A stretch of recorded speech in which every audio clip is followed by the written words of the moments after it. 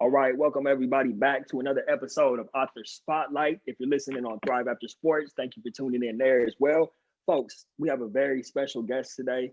I'm honored that this man gave us his time to come on here and speak. We have four-time author, speaker, mental health therapist, life coach, Mr. J. Barnett. What's going on, King? What's up, King? How you doing, brother? I'm doing great. I'm doing great. Really appreciate you taking the time to do this. Did I leave anything out? I mean, four-time author, Oh, no, speaker. that's great, man. That's good enough, man. I want to make sure I got the credentials right, no, first and no, foremost. no, that's good, man. That's perfect. Awesome, man. So one of the main reasons I've just been truly inspired by your work since I first got connected with you, and I appreciate all the support you've given me on my end as well. I actually first heard about you through our mutual friend Joe Hawley, Yeah, founder of the yeah, Heart. Yep. I heard you yeah. on his podcast. I thought your story was phenomenal. I was very inspired by it. From there, I just started tapping in with everything you were doing. Got the book right here. I'm gonna read all your books, but I got this one right here. Hello, King. You Yeah, know, appreciate it, man. yeah, this was a phenomenal book. I think a good place for us to start before we get into everything you're doing now, especially for all the listeners who are tuned in on Thrive After Sports. If you could please just talk about your story of transitioning out of the NFL and what that experience was like for you. So I think whenever we think about transition, man, we always think about leaving something, but we never look at it as if what we're going to and what we're going to be able to walk into. And I think for me, that transition was tough because during that time, everything was about football and everything was centered around you play as long as you can. And I think for me, it was just really how do I continue to stay in this space that allows me to cope with all of my issues. Like for me, football was therapy. It was my drug of choice. It was my excitement, my joy. I mean, any type of emotions that reflect anything good, it was attached to football. But my challenge is that when I would leave football, man, life was just horrible for me because I would, I stayed, especially when I was in college, and I stayed by myself in college, and to go home, man, to this still quietness and to this dark, gloomy, and I knew that I was depressed, but I didn't know how bad that the depression was, and I didn't realize that a lot of my issues that I had sort of suppressed and covered up, as most of us do, because you're trying to you're trying to perform. And so for me, that transition was tough because when football failed, it was almost like, man, there goes my excitement, there goes my joy, there goes my my safe haven. I felt safe, in football, and I think that's where a lot of men, are connected to sports because we feel safe, right? I mean, you can get to be a man's man at the same time you get to be competitive and you get to kind of explore certain levels of competition when you're competing. And I think I never forget, man, when I was playing arena ball my rookie season there, I just never forget, man, just really trying to, after I left Green Bay and trying to get back into the league and just really just wrestling with like, man, you know, like what is life is going to be like, man, if this stops? Because at that time, I didn't think that, it was over. I'm just like, no, I'm gonna just keep pushing it.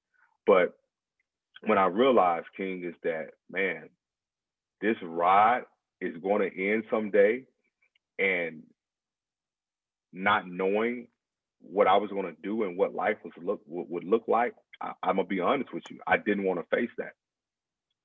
And I think that's the challenge for a lot of men, as that, especially in sports, right? And the truth of it, and it's not so much that we can't perform and that we can't play, but it's just the setup of the game is that whether you're in a system, you look at some guys, man, their career, they really got lucky and they really got blessed to get put in a system where it worked out for them, where they was able to stay there for a period of time, and the system fit their abilities, or fit what they had to offer.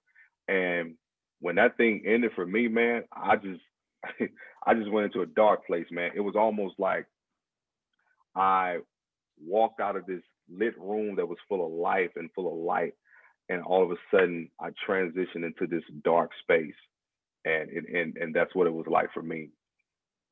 Man, thank you. I mean, you hit on so many different relevant topics right there, just especially the part about not having that outlet anymore, right? I think you did a great job of illustrating how, as a man, especially with a sport like football, where else can you find that place to be able to run with the team of your brothers and be able to express that masculine energy in a way that is accepted, that doesn't necessarily transfer over into certain things outside of the game or life after the game. Um, can you take us back to, you're in that dark place, right? I mean, that's another great analogy that you use, just going from a lit room where everything is great to this dark place. You said that you knew you were depressed, but you didn't know to what extent. Right. How did you kind of start to realize or say to yourself, man, I'm actually depressed right now? And then what did you do to bring yourself out of that place? So I'll tell you when it really started to show. And I think by this time, because I was a free agent, I didn't get drafted. And so that whole year, I think I did arena, and then that following year, went to spring with the Packers. So before that, man, like all of this, bro, was gone, Mm. gone. So my hair started falling out, and that's how depressed I was. And I remember going to my barber one day, and he was just like, "Dude, what's going on, man?" And at this time, man, I didn't really know, much about. I mean, I'd heard about depression, but my parents were pastors, and so it was almost like, no, you can't be depressed, or nothing can't be wrong, because don't let the devil get a hold of your mind, and that's the enemy. And it's just like I really had so much going on, and my barber would call him cowlicks, and he was like, "Bro, you too young for cowlicks, man." And so, and at that time, he was like, "Man, like, he started asking me about my family genes and about my grandfather, because men's hair is connected to, I think, the mother's father, your mom's dad. So that gene pool of the grandfather is going to determine. And my grandfather passed with a head full of hair.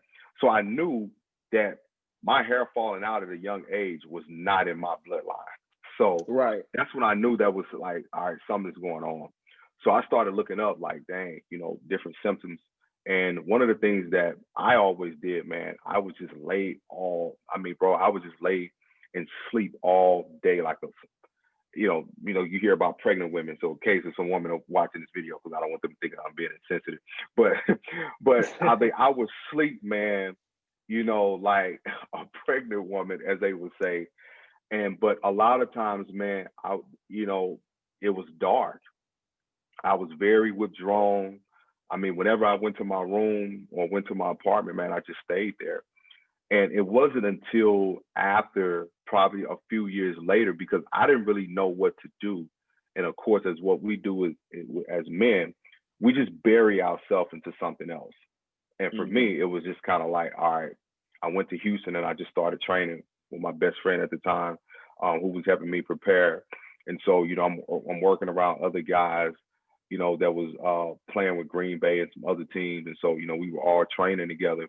And that allowed me to not give attention to, my own thoughts and issues and different, hangups that I had internally. And for me, I didn't address it at that time. So, and it wasn't until it came back up after that, got back from Green Bay. It wasn't until after I got back and that everything didn't work out. And I was making a decision to either, okay, do I go back to arena? And at the time, they still had NFL Europe, because this is like 2006, 2005, 2006. And so I'm like, man, like, Jay, like, what are you going to do? And so the girl that I was dating at the time was an actress, an up and coming actress. And so she said to me, well, I'm going to move to LA, and you need to figure out your life. Like, if you're going to chase this football thing and this and that, she's like, I'm going to LA. And for some reason, man, and I want to connect the dots for people, is that she said, I don't care what you do with your life, I'm going to go pursue my dreams. What that felt like to me, it felt like my father leaving all over again because my parents divorced. So I want to connect people to how childhood experiences will show up in your adult life.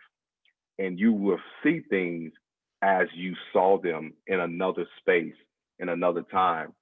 And that led me to my first suicide attempt, because the suicide attempt was not only the fact that I didn't know what I was going to do with my life, but it also was a cry of help because I wanted her to kind of like, show up for me and just stop me and just walk in and say, hey, listen, don't do this.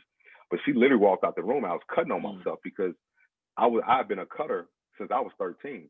So, self-harm was normal to me. So that whole thing to kind of move the story along, but it was probably, man, and that was 2006. It was probably like 5 years later, probably 2010, 11, that I really started seeking help to get, to help with my depression. And because my parents didn't understand it. They just said, man, you tripping and all this. And I'm like, no, man, like something is going on, man, with me. And not having football, not having a safe space, like I wouldn't talk to nobody, man. I was very like, and it's still, I was dating a girl. I started back dating a girl some years after that. And she really, brought it to my attention. She's like, yo, dude, you need some help, man. And because I think she could see the rage and the anger. And like, I would get upset at her, but it wasn't her. It was more so like, shit, I don't know who I am. I don't know who I am without football. Like, I don't know what I'm going to do, and here's what we do. Here's a blueprint to athletes. When we leave sports, we all try to figure out a way how we can stay connected. So I started, and I was, a guy that I worked with coming out of college and preparing for my the draft and the combine stuff. He worked with the Jaguars in the off season. He was a strength and conditioning coach. And so when I worked with him, he had showed me everything, like, all the different techniques and methods. And so he was like, man, I want you to learn this stuff. He's like, who knows, you may want to do what I'm doing. And I really enjoyed it. And so what I did was I took everything that I learned from him. And so I started training other athletes and doing combine prep, all that different stuff. But none of that was fulfilling. And that's when I realized that, man, something is really missing. And it wasn't so much that it was football, but what was missing is how did I identify myself outside of football? That what was missing, because I didn't have an identity. And as I tell athletes all the time, football is what you do. It's not who you are. It's just like your job. It's what you do. It's not who you are. Because if you notice, man, that's a game that that many of us fall in love with, but it's not going to love you back. Right. Yeah, man. First of all, Jay, thank you for sharing all of that, man, for being willing to go there, to share that vulnerability, because I know that there are a lot of people right now who have either experienced that or are going through that right now. And something you said about childhood, right? How you wanted that girl you were dating at the time, that woman you were dating, to be able to kind of act in a way that you didn't get from your father, right? I don't want to make this about me, but I think it's important for people to understand. Yeah. So I had a really similar experience too with childhood, meaning that I was a very sensitive kid. Like, I would cry a lot. I'm what you might call, you probably heard of this, HSP, highly sensitive person, or like sight, sounds, even emotionally. I'm a very like sensitive dude. But as a child, I would cry a lot. My mom told me, like, why are you so sensitive? Like, she would get on me, right? So I made that mean that in order for me to receive love, I can't be sensitive. I have to be tough. And then you compound that with a masculine sport like football. So obviously, needless to say, after football was over, that continued, just like you, in relationships, in everyday life. I'm depressed right now, but I'm not going to show it. So I did a lot of what you were talking about as well, laying in the dark, being in under the covers, just like laying down all day, knowing something was wrong, but never opening up, never expressing that to people. And it took some time, like you said, where you tried to distract yourself with training or trying to do different things, anything to address it and face it, and obviously it took a lot of time. So I'm curious to know, like, what happened. And by the way, on the whole hair thing, my hair started falling out too, but it never came back. So if you got any tips for me, you know what I'm saying, let me know. It still ain't growing back, man. I'm definitely not depressed now. I'm in a great place. No. But King, you can wear that bald head, man. It looks good on you, bro. Yeah. I appreciate you, man. Thanks, man. And my grandpa on my mom's side has a full head of hair, so I don't know what's going on. It's weird. Yeah, it is. But Anyway, enough about that. Sorry, go ahead. no, what was the question, King? So after you realized that you needed help, right? You said a woman that you were dating was like another person who told you might want to seek it out when you had already been having that feeling yourself that you need to get some help. So how did you go about seeking it out? Were you like reluctant to seek out help, or did you go look for it immediately? So I wasn't reluctant to seeking out. I was actually very open because one of the things about me, man, is like I've always been a kid who kind of desired, mentorship. I always wanted to be fathered, and I think that was the part that really drove my depression is not understanding why my father didn't want to father me. Like I always looked up to coaches, anybody that was older than me. That was when I was in high school, going into the gym and the guys would be working out. I never forget this guy, and he actually played the league a number of years and went to my high school. And I remember seeing him with his shirt off, and I was like, man, I want to look like you. And he said, be here every day when you get out of school, and you can look like me. Put in the work. And I mean, he was like an all-star athlete, man. And I was like, okay. And I just started showing up. And when I started showing up, the coaches started taking notice. And I was a pretty good freshman player, but then my sophomore year, I got moved up to varsity, and I had a breakout year. But I always longed, man, to have that guidance. And for some reason, it's almost like there was this inclination in me that I knew that I needed that, and I wanted that. And to be honest, I had it when my parents were married. I think my father, when I was young, like age like 7 or 8, I can remember my father taking me with him to church and taking me, with different places, and really just kind of. He had a gospel singing group, and he created a group for the sons, and so he sung with 4 guys, and they had sons, and so he created a group for us, and so we were singing, like a quartet group, and we were like 8, 9 years old singing, and I played drums, and so my father, he saw how gifted I was as a kid, and I will say he did acknowledge that early on, that I was different, that I was gifted. And when he left my mom, man, it was just like, it was so heartbreaking to me because, my dad was a football player. He was a pastor. He just had this charisma, man, and just everybody liked being around Pastor Barnett. You know what I mean? And so, and you go around every town, it's like everybody always reminded me of how my dad was on the football field. And then, my cousins played the NFL, and they played football because of my dad. And my dad had 7 brothers, and they all say, man, like your dad once started this football trend in the family and everybody else. And so that, that meant something to me, man. And so when he left and when he divorced my mom, it's like he divorced us and divorced the family. And, he remarried with another lady who had 3 kids. And the heartbreaking part for me, man, is that these kids got the best of my father while I got straps. And that drove the anger in me on the field, man, that it was just, it made me so vicious, you know what I'm saying? And I mean, no matter if I was on the offensive, defensive side, man, I just wanted to punish people because I had so much anger. And so when I got to working with the counselor, that the first counselor I worked with, he was a Christian guy. When I got in there, man, I just wanted to talk because I didn't talk. I was a kid, man. I was very quiet. Like I was very wise for my age, but I didn't do a lot of talking after my parents divorced. Like I just really became withdrawn because I'm the only boy, so I had all sisters. So, on one end, it's just like you growing up around all these women, I didn't feel like I didn't have a voice. And when I got in the session with this guy, it was almost like, oh my God, dude. Like it was like he reminded me of a deacon.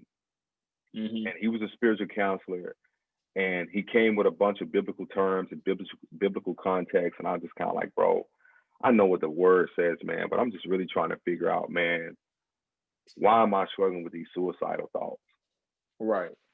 You know what I'm saying? So, after a few sessions with him, then I found, another therapist and another slash therapist coach. And that's when I really started to doing the work. And because this, if I can paint a picture, if you're familiar with the movie Antoine Fisher. Mm-hmm. And so when I was in grad school, becoming a therapist, one of my coursework was that we had to break down family systems, but then we had to diagnose what the issue was, and then create a treatment plan behind that. So you had to watch a movie, and you will watch a movie, and the movie that I picked was Antoine Fisher. And so I picked that movie because his story always reminded me of my experience in therapy, where Denzel plays the psychiatrist for him, and he doesn't talk for like the first 2 to 3 sessions. But it's not until Denzel asks him this question about, I can't remember what he asked him, and then open up something. So for me, it wasn't until he asked me a question about football, and like tears started coming out my eyes. Mm. And he asked me, I would never forget this. He said, "What do you think about yourself?" And I said, "I'm a failure." And he was like, "Why are you a failure?" I was like, "Shoot, didn't make it in the NFL." He's like, "But Jay, you got there." Like, I said, "Well, I didn't have the career. I didn't get to do what I wanted to do." And he said, "So what, like, express?" I said, "Man, I never forget this." I said, I feel invaluable, inadequate, and I feel like I don't really have a purpose. Like, I don't, what else I'm supposed to do? And so, and I'm seeing him write, and he's like, "Man, these are very powerful words that you're using to describe your thoughts and feelings." And that is when the door opened up, that I began to share. And I just started meeting up with him, going to see him, man, like every other week. And then I would take breaks, because you have to take breaks when you go into therapy, and that's when I started my journey, man. And that was back in like 2011. Wow, man, that's profound. That all it took was him asking you about football, and that's what opened up. That's what caused you, Mm-hmm. all those pent up emotions to start coming out, man. And I feel like at the end of the day, that's almost what a lot of players go through. A lot of former athletes, even if they know they're not going pro. Like, I knew I wasn't going to play in the NFL. When I came home from college, I just felt like a failure, like, because I had nothing else going for myself. I'm thinking I'm gonna go to college, be the first college graduate in my family, and be able to change the whole trajectory of my family's life. And because I came home with no experience, didn't even know what I wanted to do, depressed, no job prospects, living back at home with my folks, back in my childhood bedroom, looking at all my little Pop Warner trophies. I'm like, man, I'm a loser. Like, this is not how I thought I'd be making 6 figures fresh out of college or something, Right. So thank you for sharing that component, man, because I think a lot of people need to understand they're not alone in that, and feeling that failure. But even in what you just said, King, is really, whether you're an athlete or not, especially as a Black male who comes home from college, man, like, those are real thoughts. You know what I mean? Mm-hmm. Those are real scenarios, and especially when you got to go back to, what you left. Because we all felt when we left home like there was no going back. You know what I mean? So it's right. like it's home, college, and then wherever else is like, I'm never going back home. You know what I'm saying? So right. no matter what, so I'm never going back home. And so I think what you just shared, man, is so real, man. And that's why my mission now for helping Black men heal, and men in general, whether you're an athlete or not, man, because it's it's hard being a man, dude. And I mean, and sometimes people don't realize, because you are defined by what you're able to produce as a man. And when you are in a space where you feel like you can't produce, and not because you can't, but maybe you haven't discovered on what you have been given to produce something, it's a tough space to be in. And so society puts that pressure on us, and then you get in a relationship, you feel pressure, whether the woman does it unintentionally, subconsciously, like, you feel the pressure to be. And when we can't be as men, we feel lost. And so going through my healing process and going through that journey, and I tell guys the biggest lie that I ever believed that football was the only thing that I could do. Right. Being an athlete, let's just say being an athlete was the only thing that I can do. And that's why I think that it's so dope, man, what you're doing with the life after sports, man. It's amazing work because these kids need to see that. They need to hear it. They need to see examples of Black males like yourself that are representing what the reality looks like. Because the truth of the matter is, man, as much as you know, we all could play professional somewhere. Period. That's just like the reality of it. But again, the dynamic of the sports world and how it's made, that won't happen. Like when you see these kids, man. I've talked in schools, and it used to be kids wanted to be like, they'll say NBA or football or, stuff like that, man. Now it's just entertainment. I want to be a rapper. Mm-hmm. I want to be a rapper. You know what I'm saying? So I want to be a reality show. And what has happened is that social media has really changed the depiction of success. So you're not successful until you do this.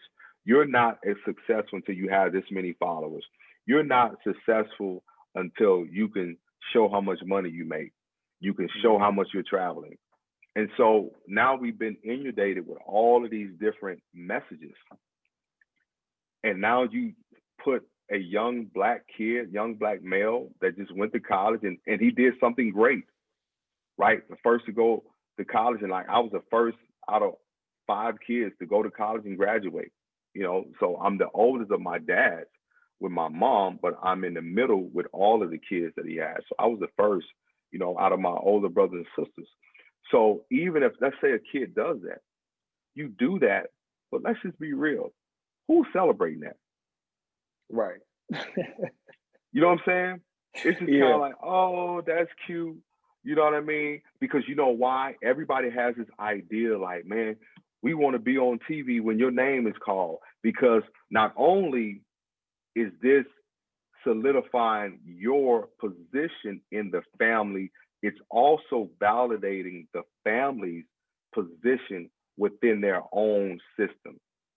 Right. So it's so much tied to that. So when you have a guy who doesn't make it, right, rather than the family coming to console him, it's almost like, oh, you didn't make it. It's on to the next one. And see, that's the pressure that falls on us as men, because when we fail, there's no one there to really support us while we're falling. See, when men fall, people just walk by and be like, oh, you'll be all right. You can get up. Right. Because there's this notion that you're a man, you can figure it out. But no, and I want to debunk that. Being a man doesn't mean that we, like, as you just, like you said, I had to figure it out. I had to figure it out. It took me going through 2 suicide attempts to figure out what my purpose was. Mm-hmm. Now, hindsight is 2020. Looking back, would I have wanted to do that? Because it was Ish could have went the other way and I not be here. But it takes time. And I think having examples of that, no, it's really a journey. And if this doesn't work out, doesn't mean that you're a failure. It just means that there's another space that you can insert. There's another thing that you can do. There's another idea that you can push. There's always another way out. And that's what I really want men to take away from this interview. That's awesome, Jay. You're doing a great job of doing that already, man, which is why I wanted to have you on. I mean, obviously we're going to talk about your book in a second, but, Thrive After Sports is the name of the podcast for a reason, to talk about people like yourself who are thriving and giving back. So I'm curious to know, like, at that point, you're getting the therapy, you're seeing different counselors, you're starting to heal that part of yourself and address all the issues that we just talked about, that you just lined out. How did you start to carve out a lane for yourself? How did you know that you wanted to become a therapist? You wanted to become an author? How did that process unfold for you to start giving back and healing others as you were healing yourself? So here's the thing, King. So I was living in Houston, and I had a company called Beast Mode Incorporated, Mm-hmm. and I was training one of my best friends at the time who played for Buffalo, and we had connected. And when he had played 4 years in Minnesota, and then he had signed his big deal with Buffalo, and so he was like the first. So I just told him, I said, "Yo, man, come work with me." I'm like, because I was big in core and stability stuff. I was doing stuff that people hadn't seen because I've always been very creative with anything I touch. I like to be creative in it. And so in that space, man, I had beast mode for 5 years. I had, baseball, football, soccer, lacrosse, tennis. I was touching sports that trainers weren't touching. I had hockey kids. I had kids getting hockey scholarships. And so my business grew. And what I noticed in my mission statement that I created was that my training was not only preparing kids for their physical activity or the level that they were going to participate on their field of play, but there was also this mental component that I added. After every session, I always had talks with the kids, whether you were NFL, whether you were junior high, I always had talks. And that's what I was known for. Everybody was like, yo, dude, you got to go to beast mode. You know what I'm saying? They was like, man, dude going to beat your ass. But you know what I'm saying? Because that was the whole beast mode thing. Like, I'll give an example of this. Like, so I used to have guys like if you played running back or linebacker, which is change of direction, like I would have them do dumbbells and do high knees over hurdles and press up. But while they were doing that, I was asking them questions like, where were you born? You know what I'm saying? Like, what's 2 plus 2? So what I was doing was I was working their brain simultaneously while I was working their body, because I wanted them to learn how to think when they're fatigued. And so they would have to process the question to get it right, and then while still focusing on the exercise. So that's, I was known for that.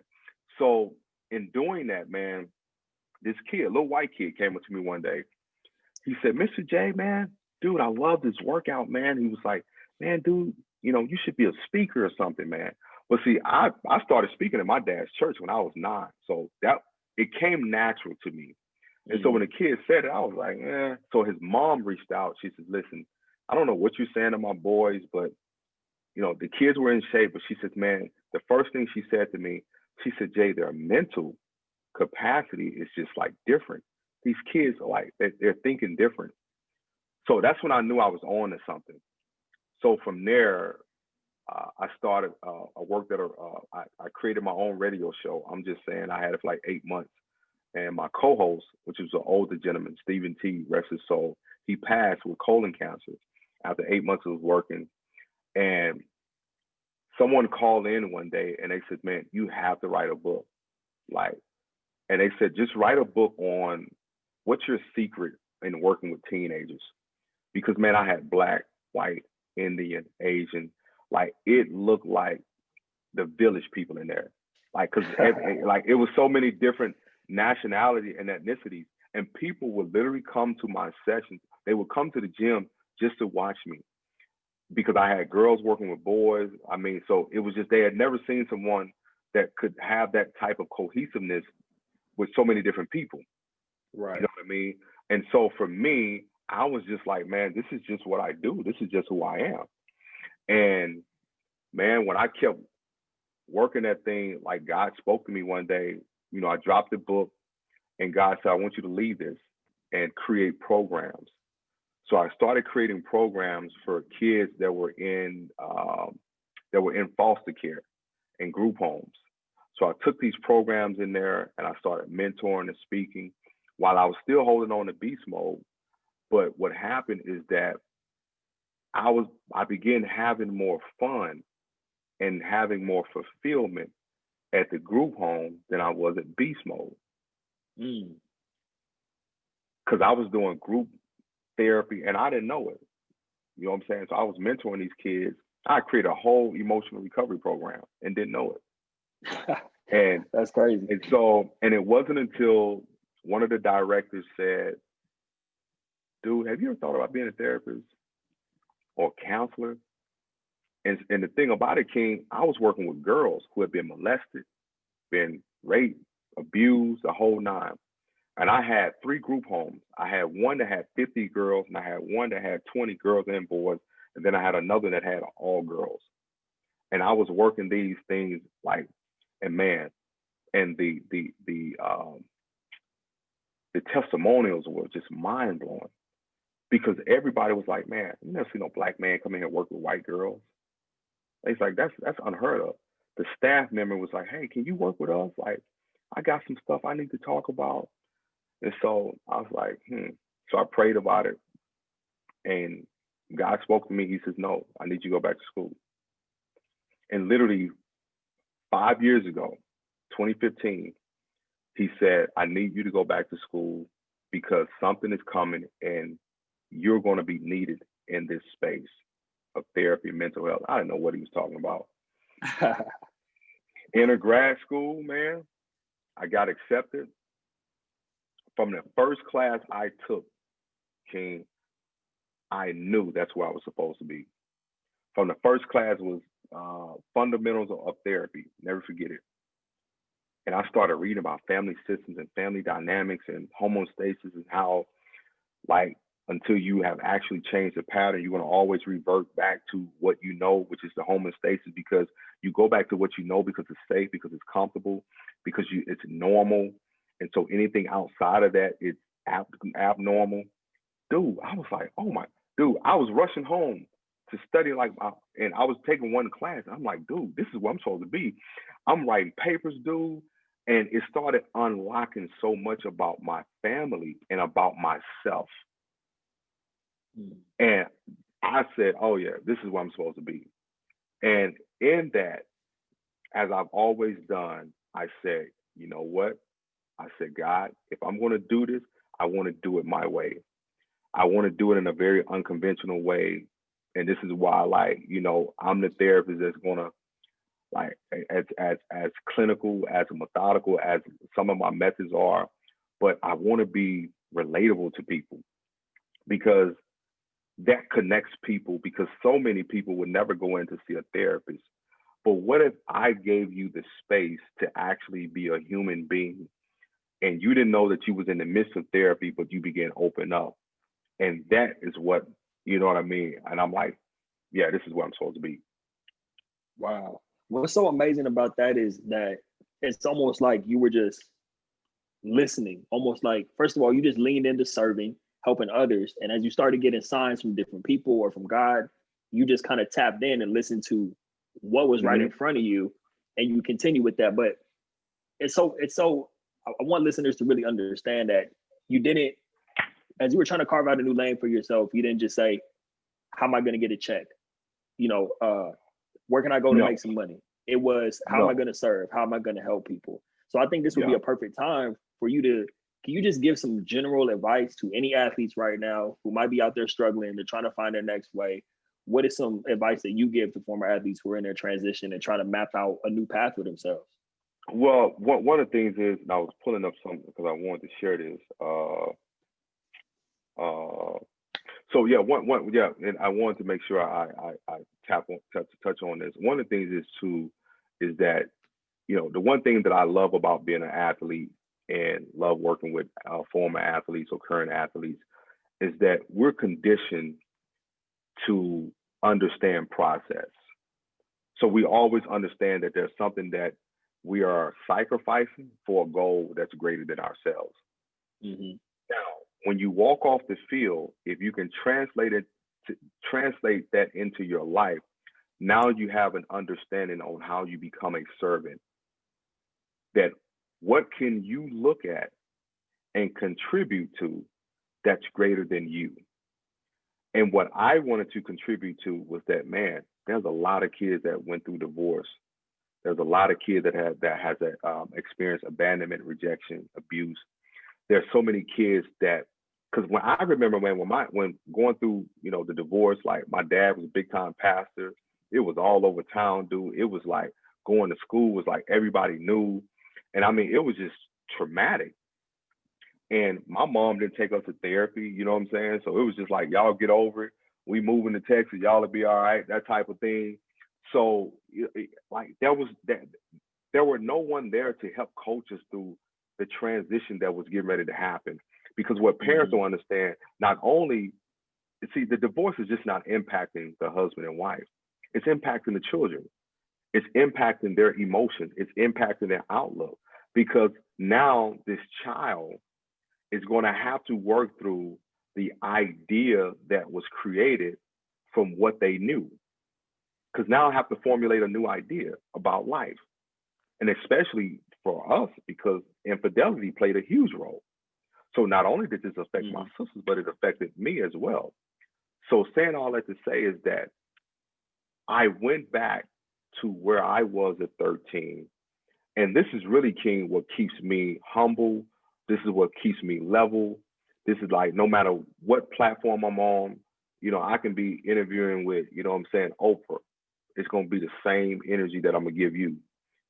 Because I would never forget what that 13-year-old boy went through as he's watching his dad walk away from his family. And so when I think about that, I said, okay, how can I help other teenagers process, understand? How can I help them find their way? So to former athletes, if you're out of sports, if you're trying to find a way to connect to something that's attached to your heart, not attached to your pocket, not attached to your idea of success. Because when I got into this, I didn't get into this because I wanted to, like, I was late to social media. I was a late bloomer because I was such a private person. I'm like, man, I don't have time to be doing all that. You know what I mean? So I was always focused on, you know, work. So I never got into this because, you know, people are going to look at me as being this, you know, this therapist or whatever. And it's funny because people go back and watch old YouTube videos of me, you know, back in 2012 when I was doing back to school events, when I was doing Queen events for teenage girls, and I was doing all these things. Like, that's always been me. So, and they like, dang, dude, I'm like, dude, I've always been about young people and always been about building people. And I never got involved in anything that I wasn't connected to. And that's the biggest challenge for a lot of athletes. Like, I went out, Coach King, I went coach at a private school for one semester. I was coaching receivers. And I remember coaching on Friday nights and then waking up on Saturday mornings and having to go, you know, watch film and all that stuff. I said, this ain't for me, dude. And the coach was like, yeah, but you know football and this and that. I said, yeah, but this ain't me, man. I'm not passionate about this. You know what I mean? And so what I encourage guys to do is look for things that you're passionate about. And here's what I mean when I say passionate. Things that tug at your heart. Things that you feel connected to. Things that you can look at and say there's a draw in it that connects me. And I'm not looking at what can I get out of it? How much money can I make off of it? Because in the work that I've done, it's always been about kids and working with single parents, because anytime you're working with kids, you work with a lot of single parents. And there's many times that I haven't seen very many fathers that will come to the sessions and things. And that you know, that was a difference maker for me, because where I am now, it led me back to my childhood experience, my childhood pain. And if you know anything, purpose is usually hidden inside of pain. And your greatest pain is in it. And if you're really in pursuit of it, your greatest pain is going to reveal your greater purpose in life. And I think if more athletes can look at, okay, how can I serve the world?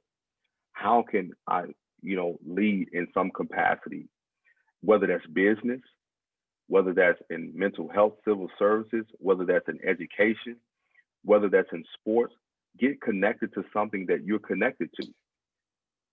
Because I've seen guys come out, dude, go buy a Subway. Dude, you know what I'm saying? And again, but you know, and I'll tell you something, even if you look at Shaq, when he does his interviews about investment, about money, he will tell you, he's never invested in something that he wasn't connected to. So he didn't invest in something just because it would bring a return. He invested in things that he was connected to. And the reason that he would invest, not only was he connected, it also served a greater purpose than him. Because if investing into this business is going to create 100 more jobs, then he said, I'm with it. But it never got involved in something because it would bring money. And when you can look for things that's going to bring fulfillment, then you can have a greater understanding what success really is. Right. I mean, I think that's really strong advice, Jay. And I love the fact that you touched on the high school coaching part of it too, because as you know, I mean, I'm working with a lot of male and female former athletes who play at the college level. So they don't necessarily have money to invest in the subway or anything like that. But one thing I see is that they do gravitate towards coaching because it's comfortable or they don't know anything else outside of the game. And also, what you said, leaning into fulfillment, because some people do make great coaches and get fulfilled by coaching others. But a lot of times it's almost like if you're going to be a coach just because that's all you know, then that's not really bigger than you because you're doing it for selfish reasons versus trying to have an impact on the up and coming athletes. So I think that's huge that you shared that. And you said, I might be butchering what you said, but you said something about almost like heart centered, not money driven. That's the best way you can go about it. And I feel like you probably agree with me on this, that the money follows eventually. It may not happen right away, but it's almost inevitable that the money catches up if you're doing that heart-centered work, right? Oh yeah, man. I mean, I remember, dude, the first time I spoke. I remember the first time I spoke. I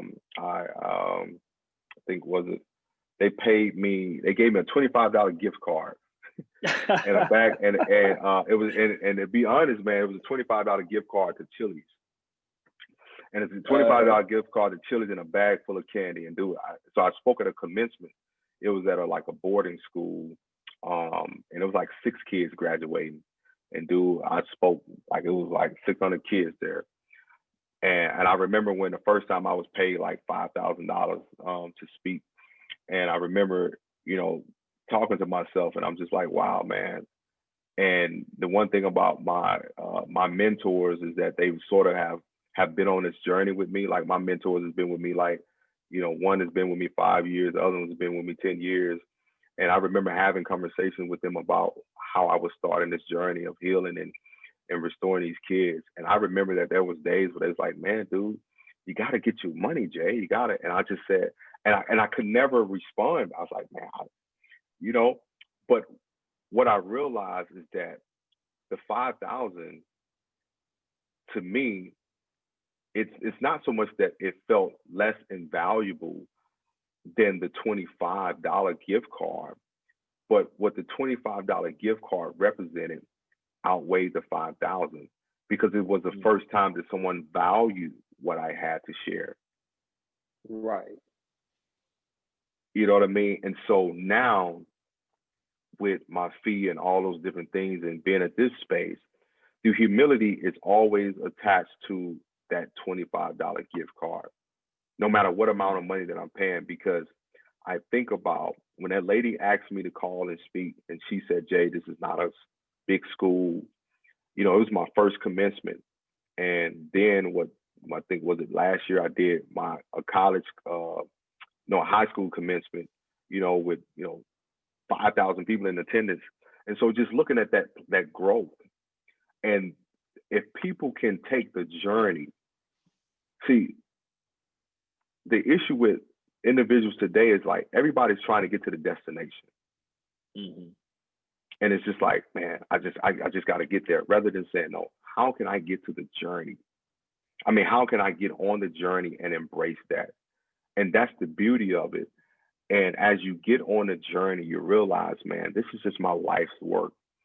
And when I look at it, who I am today is who I've always been. And here's my point. Even in training, I was pouring into people. I was mentoring. I went into creating mentoring programs for kids in schools and foster care, pouring into them. Now as a therapist, pouring into them. So here's what I'm saying. If you really get involved in your purpose, it will continue to evolve. Nothing has changed. I'm still pouring into people, just in different facets. And so, because people are always like, well, like, no, I just stayed. All I've ever known to do once I got into where I belong is to pour into people. I would probably say in when I was sports training, it was more like motivation, right? Because you got to motivate these people to get, to go in and work out. And then it moved to the inspiration part because I began sharing my story, Right. and that my story was inspiring people. And then it moved to aspiring people, to pushing people to aspire greater. And now it's in the healing. And so, again, purpose will evolve if you stay consistent with it. So, yeah, I think that's a perfect segue too. I want to be respectful of your time also, Jay. Are we good on time? Yeah. Okay. All right. I wanted to talk about the book because everything you're talking about with the healing and being able to pour into others. And I know, like we said at the beginning, you're a 4-time author. I haven't had a chance to read the other books. I will. But for anybody just listening, I encourage you, if you're not watching, go check out this book, Hello, King, Claim Your Throne. And now, after hearing your story a little bit and being able to chop it up with you, I feel like after reading the book, now I'm able to look back in hindsight. Would you say that you essentially wrote this book to your 13-year-old self? Oh, yeah, absolutely. Absolutely. Absolutely. Right. You hit it right on the head, brother. You hit it right on the head. You hit it right on the head. Absolutely. I wrote that book to 13-year-old Jay. And I wrote that book because whether you are 15 or you're 50, because if we can be truthful, every man that has not fully discovered who he is wrestling with the little boy that he once was. Wow. Oh. Wow. I hope listeners didn't miss that part. Yeah, that was. Yeah. You might want to run that back and hear that again. That just hit me right in the chest right now. Yeah. Every man that hasn't discovered who he is or who he wants to become is wrestling with the boy he's wrestling with the little boy that he once was. Yeah. That's real. The book is filled with so many gems. Like I was telling you before we jumped on here and started recording that I have a whole bunch of notes in here, but there's something specifically that I wanted to read because as I'm reading it, I'm highlighting the pages, and it jumped out at me because, like we were talking about, especially with males, right? There's a lot of, if you feel like a failure, there's a lot of self-love issues, and I think self-love can sometimes be misinterpreted as, it's just very woo-woo, or you laying back with cucumbers on your eyes or something, like pampering yourself, when actually it's an internal process. So if you don't mind, I just wanted to read something real quick. You said self-love is ultimately your responsibility. You cannot be successful in loving yourself if you don't take the initiative to do so. And then this part really stood out to me too, because in my coaching, and I see this, probably you see the same thing with mostly male former athletes. I feel like for whatever reason, the female athletes have more, just women in general, we know this, have less of an issue with addressing or acknowledging their emotions, or not being as hard on themselves because they're able to realize where it's coming from versus men. But one of the things that you said, which is something I encourage too, is if you catch yourself about to say something critical about yourself, ask yourself, is this how you would treat a friend? Would you be so harsh with the friend if he or she required your comfort in that moment? When we hurt, we need comfort and kindness. We need love. When we doubt, we need love. And we need love from ourselves just as much as we need it from those that we count on. So count on yourself. Treat yourself with the same kindness you would a friend. Those words really just jumped off the page at me, because one of the things that I always tell former athletes too is to treat yourself as if you're your own best friend. And that's a really simple statement, especially compared to the way you laid it out. But that's profound, though, King. That's profound, bro. That's a profound statement. Thank you. But I just really wanted to point that part out and read it, just so listeners can understand. I mean, obviously by hearing your story, they understand what type of work you're doing. But I think this book is essential for anybody. I'm reading it and having to remind myself of this stuff. So I just want to, man, I just wanted to acknowledge you for that and make sure that I got to read that part out loud, because that's, amongst other things, one of the main things that jumped out at me. Yeah, and I think, and I'm glad that you bring that up, man, because I think that if we can challenge and really help men foster in those spaces to understand, like what self-love looks like for men, the behavior of men will change. Mm-hmm. I mean, when you think about it, you know, there are a lot of men, dude, that don't love themselves. Right. I mean, when you look at a lot of these senseless killings, and when you look at a lot of these, you know, even when you look at a lot of the what, because it was funny. I was listening to Moneybag Yo this morning. I was going to my boxing workout, and I'm listening to a lot of the stuff that these guys rap about. These kids are super talented, but their picture of life, it's always from a dark space. And so if Right. your picture is dark, then how you color it will be dark. So Mm-hmm. they're coloring to all of their listeners the same pictures that they're taking in. Doesn't matter how much money these guys got. I mean, you know, just take a look at all of the guys who died from that OD, you know, the rappers in 2020. And so, Mm-hmm. you know, these guys are always trying to mask something. And I mean, you know, whether it's with drugs, whether it's with women, you know, it's like with cars, whether it's stunning for the gram, like all of these are just, I'm trying to mask what's really going on. And the gift is what it is, because the gift is that, okay, you can spit. The gift is that you can rap, you can sing, but the real question is, who are you? Right. And then and as you listen to their lyrics, you hear who they are. Mm-hmm. And so I think if we can promote more self-love, man, with men, and there's some other things that I'm working on that we actually are rolling out here in the next month or so, that's going to be great for men, that's really going to allow us to really change the depiction on media, because that's where it's going to start at. We got to have a solid position in the media realm, so men can start seeing these visual pictures and visual images, because right now it's just kind of like, all right, you know, what shows really promote Black men to be in great spaces, or to even have evolved conversations like you and I are having right now. Mm-hmm. Yeah, I think that's huge. You actually beat me to it. That was going to be my next question, because I saw you make that announcement. I think it was last week or maybe the week before, that you're working on that big project. I was going to ask you, like, Yeah. what can the world expect from King.J Barnett? Like, what is next? What you got on the horizon, short term and long term? Just So what's up next for you? With short term, I'm on to peace. What is it? I just lost my train of thought. Peace of Mind with Taraji P. Henson. So I'm on her show. So my episode airs in a few weeks. And so I'm on there with her, and then also I have my own project that will be releasing probably sometime this spring, the King's Table, and so we'll be releasing like 3 or 4 episodes with that. And long term, man, we're putting together this Heal tour right now. So I'll be, you know, calling on you as well to join up with us, man, because the Heal tour is going to be about Black men, myself, Marcus Smith, who's a former athlete. And so I'm going to work with like 4 guys, and most definitely want you to be a part of this tour. And we're bringing sports and mental health together. And so we're going to talk about the importance of it. And of course, you know, we've been getting calls already. But what I want to do is I want to start shedding light and really putting Black males on display that kids want to see and want to hear from, you know, because they want to hear from athletes. You know, they all want to, you know, but not only that though, even kids who aren't athletes have a respect for athletes, right? Because again, Right. I think there's just a great reverence for, you know, when you can be committed to something. So, but no, that's the long term thing. And right now we have about 100 schools that we're looking at to start this tour. So, but yeah, that's what's coming up next.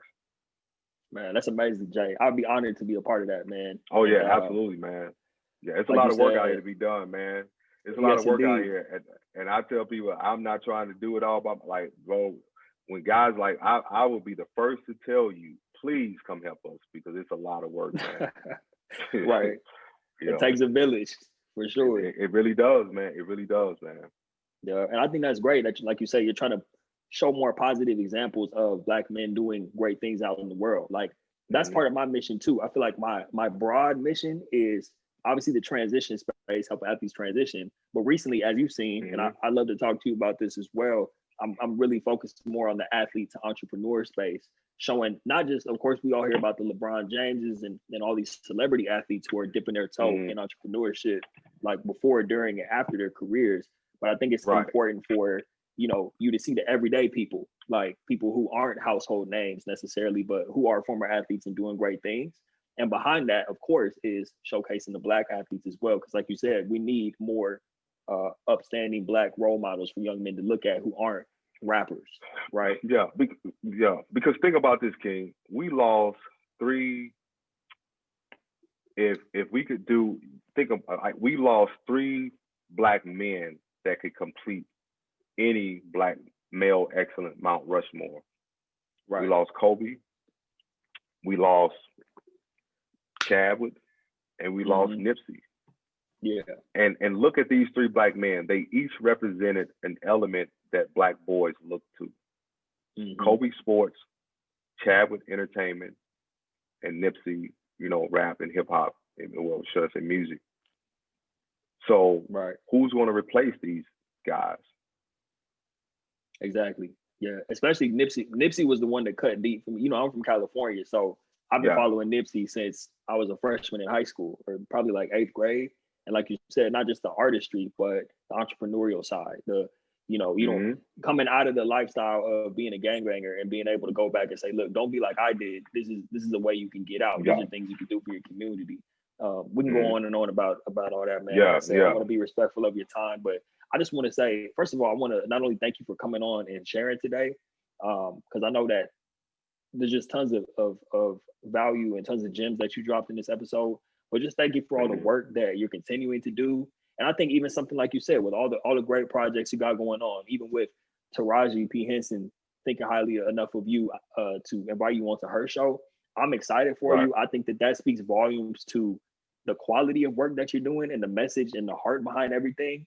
And the fact that you're going to get that level of exposure means that the healing is going to happen faster than it would have otherwise. So congratulations to you.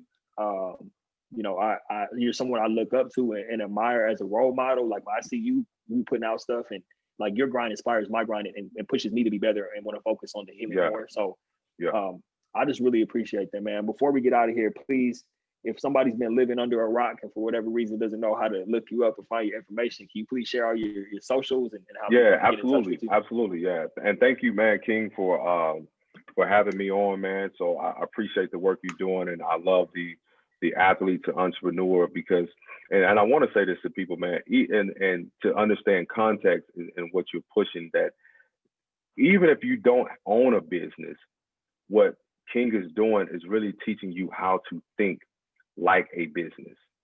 You know what I mean? Because when you start to see yourself as a business, right, your decisions are different. And if more people, and so just to kind of, you know, provide people, like, that's what you're doing. And I love your mission, man, because again, man, there's so many athletes out here that are lost. There's so many athletes that really want to find their way. And I'm praying that they can get connected to you and really help understand that they have purpose beyond the field, beyond the court, beyond the diamond. You know what I mean? Because, you know, I mean, it's just nothing can replace that feeling that we got when we played sports. Like, I mean, it's the endorphins and the adrenaline, the rush, man. Like I don't care what nobody said. Nothing can replace that. But however, if you discover your purpose, now you're not looking to replace the high. Now you're looking to fill the cup of your fulfillment. And so please follow, just for those listeners, man, like, you know, get your book. I know I'm going to get it and post it because I most definitely want to have it on the tour and be able to give it out to kids. And so we'll be purchasing a lot of them, you know, once everything is done, because I most definitely want to get kids to thinking early and everything. And so, yeah, I just love what you're doing, man, and keep pushing, man. Stay consistent, man, because they need it, man. Yeah, and if you feel discouraged and you feel like you want to quit and you feel like, you know, there's days like it ain't working, here's what I would tell you: like, embrace those days, because it's real. I think that the misconception is people feel like, oh, you're gonna always, like, no, There's literally days that I have called into the office and just like, dude, I don't want to come in and see nobody today. And of course, us being athletes, we're not going to quit because it's just not in our DNA. But it's just really allowing yourself to have that moment because it's tough, you know. And so it's tough, man. And so, but yeah, if for those that want to follow me, I'm on Instagram and Twitter, King J Barnett, and then also my website if you're looking for counseling, online counseling and coaching. It is kjbcoaching.com, kjbcoaching.com. Man, all right. And we'll have all of that information linked in the show notes. Jay, I can't thank you enough again, man, for coming on and for the acknowledgement. I received everything you said, so I appreciate you, man. Yeah, I've been working on that, on receiving the acknowledgement. You know what I'm saying? Yeah, bro, so, trust me, man. I do the same thing, dude. Like, I had to do the same thing, man. So, because again, nobody teach men how to receive. We're programmed to always give something. Exactly.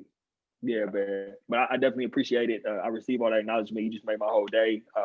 Once again, thank you for coming on. Thank you for all the work you're doing. Brother. For everybody listening, go tap in with King J Barnett, you know, and any whatever that looks like. Absorb the content, support the mission, get the books, tap in. What you said that the episode with Taraji is dropping in a couple of weeks? Yeah, in a couple of weeks. And so yeah, it'll be on. It'll be the entire show will be on Facebook Watch, but of course we'll share the link. I think, you know, we share like a snippet of it here in the next week or so. But yeah, all that stuff will be on there. And then you can be able to watch the full episode on Facebook Watch. Got you. Awesome, man. Well, with that being said, everybody, thank you for tapping in to another episode of Author Spotlight and Thrive After Sports with the man himself, King J Barnett. We'll see you next time. Thanks again for your time, brother. Jay. Appreciate you. All right, no problem, brother. Thank you, man. Thank you.